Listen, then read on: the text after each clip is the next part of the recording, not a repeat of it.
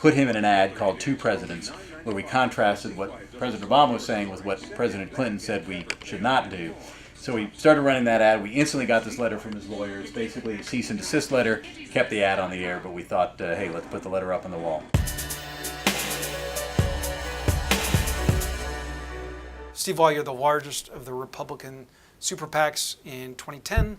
You raised $72 million in the presidential year. Last time you raised $300 million. What's your goal this time? In 2012, we spent a little over $100 million on the Senate and the House. So north of $100 million. I wouldn't even want to surmise yet. Well, wait. That would mean that you were doing even less for the House and Senate than you did last time. If the chances are so good, why would you do less? I would think you wouldn't want to do less. Now, in Alaska right now, you're using an ad. A national disgrace. Veterans died waiting for care that never came. Why is that effective, and will we see more of that? The point of the ad that we're running right now is to put pressure on the Democrat-led Senate to lift its blockade on the bipartisan VA Reform Act, and we're going to continue to press that until that bill becomes law. It sounds like you expect more VA ads. To the extent that Harry Reid continues to try to obstruct it, you'll definitely see more ads on that subject. Surprise me. What's a Republican Senate candidate that you think will win that no one in D.C. does? I think that Scott Brown is going to end up being a really, really competitive candidate. Who has a better chance, Cory Gardner in Colorado or Scott Brown in New Hampshire? Brown is one that the conventional wisdom in D.C. has been saying lately, oh no, it's all over. Do you predict he will win?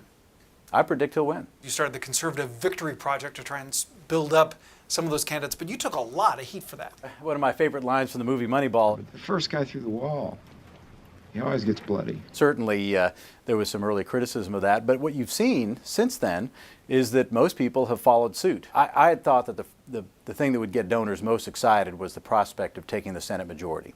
And that's obviously conceptually a very simple thing to explain that gets people interested. But what is getting donors very excited and is getting them to open up their checkbooks is just the quality of the candidates. You had really angry donors.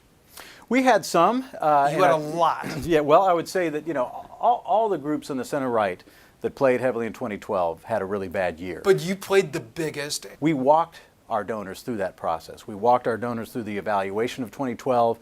We talked about the lessons learned. We talked about the things that we needed to do to make sure we had a better 2014, and those donors have followed us through that process. Still in a big data hole compared to the Democrats. I actually don't think so. I mean, you're now at data parity with Democrats. But I read very carefully what OFA put out. You've matched that? I think we will have matched it by the end of this cycle. What role does American Crossroads and other outside groups play compared to the party?